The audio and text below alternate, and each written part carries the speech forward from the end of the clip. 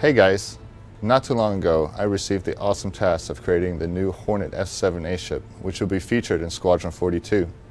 I recently got done with the modeling and texturing portion of the ship build, and I would like to show you guys the process on how we created the all-new Hornet F7A.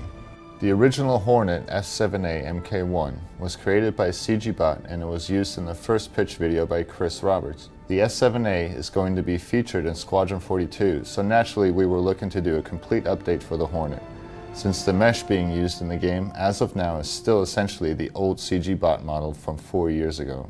The idea here was to keep the original Hornet F7 Mk1 series in the game, and then add the F7A Mk2 model completely new from the ground up with our latest techniques and pipeline procedures.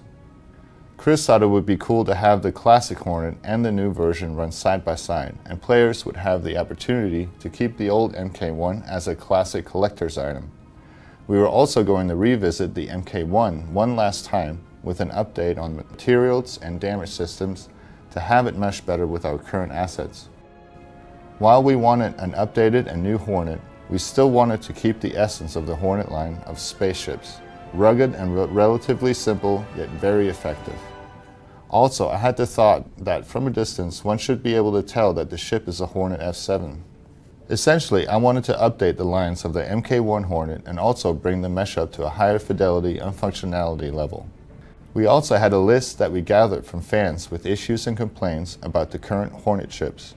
From that list I gathered the most important problems, and most of them were already on my list as well.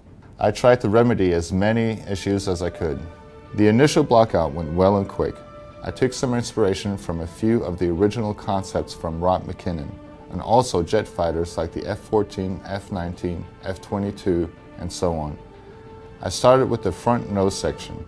I made it slimmer with more aggressive and aerodynamic lines. Also, I took great care to enhance the visibility of the canopy, as this was a main concern for the fans of the original Hornet.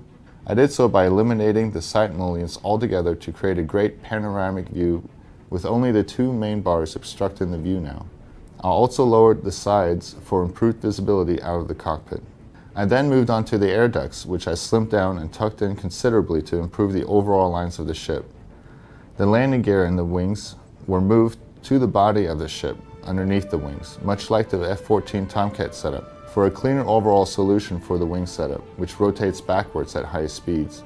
The bottom of the ship received a big overhaul, and I decided to close it up as opposed to the open design of the original, where you can see the bottom of the ball turret. This way the Hornet feels more put together and less disjointed.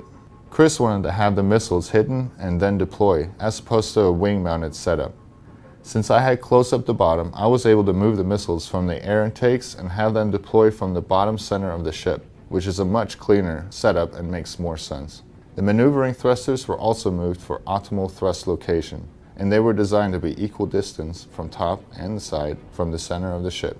The main body of the ship has been made slimmer overall, and it's much lower as well, in order to accommodate the rear top maneuvering thrusters. From there, I made it a smooth transition to the rear wings, which are slimmer in profile and more aerodynamic.